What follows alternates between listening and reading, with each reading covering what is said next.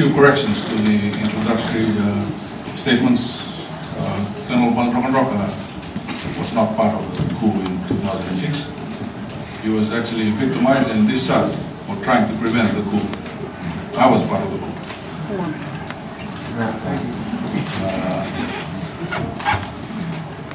I did not, as the story says, I fled to Tonga. I went on a fishing trip. Eventually I ended up in Tonga.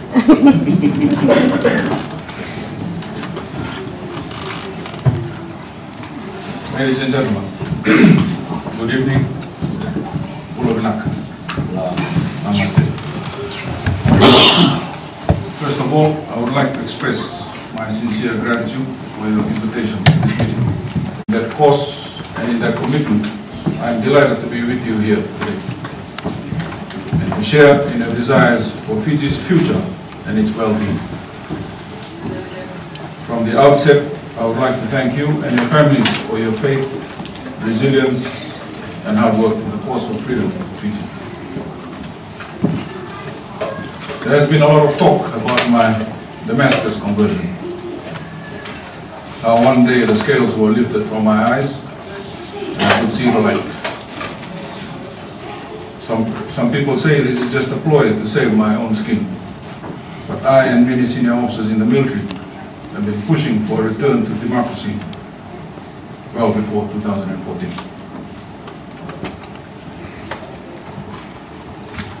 Well, let's ask the following questions. Why was I charged with a frivolous and trumped-up accusation in May? Why was I discharged from the military in March? Why was I sent on leave in September of last year? Why has the Military Council been sidelined as a decision-making body from as early as 2008? The answer is simple. The Military Council objected to the alternative direction being taken by Waimaro from what the military had originally set out for him to do. We did not carry out the coup in 2006 to have Waimaro lead this country for 8 years until 2014 and beyond. Brigadier Viti and I were members of the council who spoke out most against this unplanned direction. The question is, should I and could I have done more to stop the increasing power of the puppet Waimaro and his master, Kayum? The answer to both questions is yes. But now I am doing more. Now we are taking action. And now, with your help, we will put an end to this dictatorship. A few people say I should come back to Fiji and face the charge of sedition. They know as well as I do that under the stewardship there is no independent judiciary. The courts are not free to make their own decisions. I will not have a fair trial in Fiji under this regime. In April of this year, 3 Sri Lankan magistrates resigned on the same day, including the chief magistrate, who was also a Sri Lankan. They all left Fiji on the same day within a week of resigning. The reason given by Kayum was that they had resigned for personal reasons. So 3 unrelated magistrates all resigned on the same day for personal reasons. That does not sound right. The real reason was that they were fed up having interference in their cases. It was not just from the Chief Justice, but also from the executive branch of government. Christopher Pride, the Solicitor General, and also on occasion, Kayum himself would actively advise on the way this magistrate should progress individual cases. There are a number of specific examples, but I cannot talk about them in public, as the whistleblowers are still in Fiji and some are still working in the judiciary. It does not stop with the judiciary. The police are also under total control of the puppet master and his puppet. Let me give you a recent example. Also in April of this year, the Assistant Police Commissioner, Henry Brown, ordered one of his officers to investigate the salaries of Waimaro and Kayum. The officer went to the accountancy firm run by Dr. Noor Bano Ali, Kayum's aunt. This firm, as we all know, is responsible for paying Waimara's $700,000 plus salary. So it is kept hidden from the Fijian people. The aunt made a call to her nephew, and the poor officer was taken to the military barracks for a few days for questioning. Brown went to China after ordering the investigation, but as soon as he returned to Fiji on Good Friday, he too was taken in, held and questioned for the whole Easter weekend. Jone Baledrokadroka, the police commissioner, was standing right beside him at the time and did nothing to stop his own deputy being taken in by the military. Kayum needs to stop interfering with the police. He needs to stop interfering with the magistrate. He needs to. I'm obviously critical of this decision. It clearly demonstrates the difference between a democratic country operating under the rule of law compared to a dictatorship operating under the whim of Waimaro and Kayum, a puppet and the puppet master. I believe that no country in the free world will send me back to a totalitarian state where it is a crime to criticize the government. It shows what Fiji has become under Waimaro. Its laws have more in common with North Korea, Burma, Syria and Libya, and less like the other normal Pacific Island countries. I would like to take this moment to express my sincere appreciation to the Government of Australia for its understanding and goodwill for allowing me to come to this beautiful country to share my views about the dictatorship and the situation in Fiji. To Australia, I say thank you very much. On New Zealand and the Pacific Islands, I also seek their understanding. I thank New Zealand, Tonga and Samoa for having opened their doors to receive me and discuss the situation in Fiji. In advance, I express hope to those other Pacific Island countries who in their own goodwill and care for the people of Fiji and the region will be able to receive me as well. I look forward to my forthcoming visit to New Zealand and Samoa. I thank their leaders for their concern and leadership. I look forward to meetings with the Fiji communities in New Zealand and in the Pacific Islands. The oppressed people of Fiji attach a lot of importance to this visit and hope in the goodwill of these countries. The military regime ignores principles of good governance and decency. It has no ethical background. Rather, it focuses on processes and activities. Why? Because its leaders and its cronies do not have principles. They jump straight to and immerse themselves in processes and activities for one sole reason: to hide their bad faith.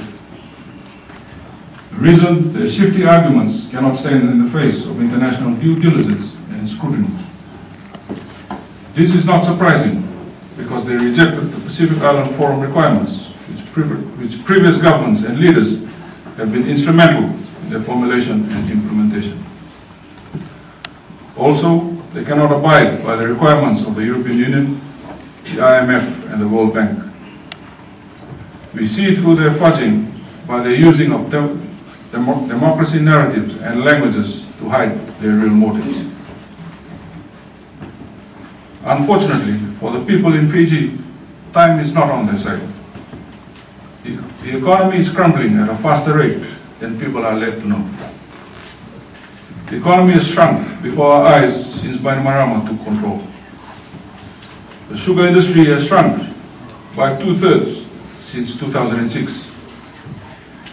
There is no real investment in Fiji.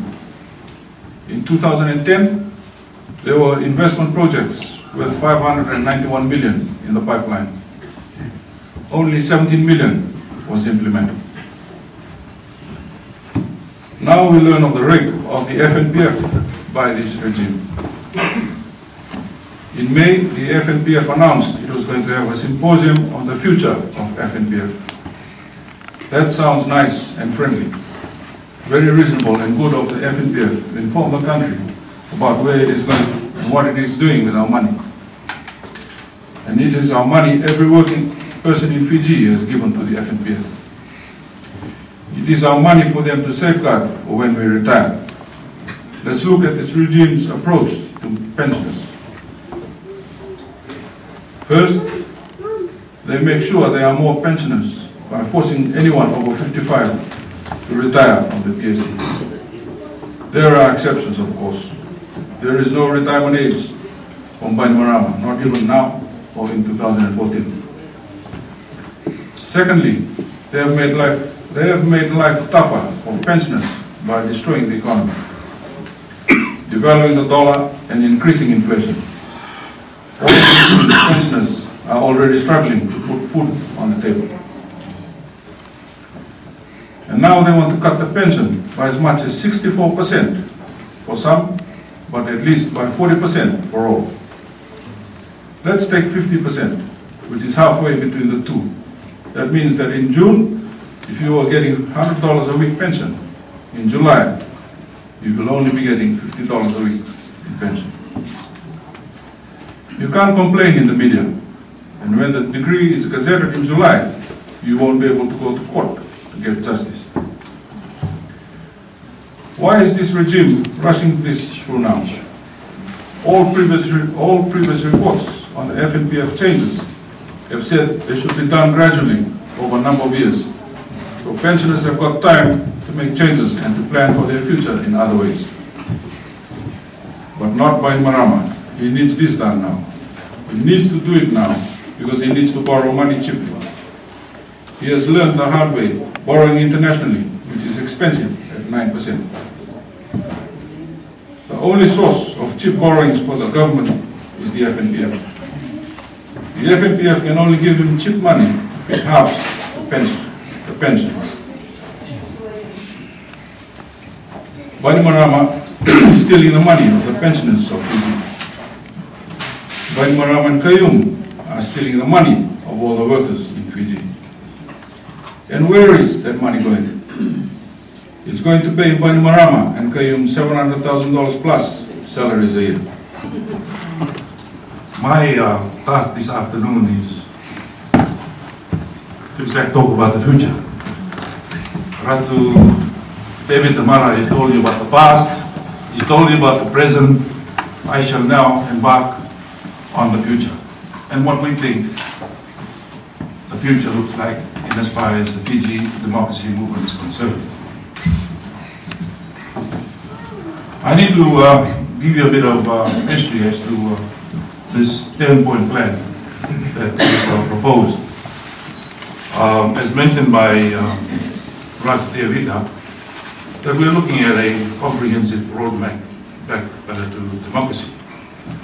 The Fiji democracy movement in October of last year, we had our forum also in Bankstown in Sydney. And we came up with a strategic plan. And in that plan, we talked about being proactive. In other words, so very well criticizing about Waimaro and all the evils and the present state of the economy. What can you do? I mean, as a working group. The plan was launched at Quenbeyan in New South Wales, a little town, country town, a couple of weeks ago, 3 weeks ago, I think, on the 12th of June. And so this plan, Ratu Tevita and I have actually been taking around trying to sell with the powers that be.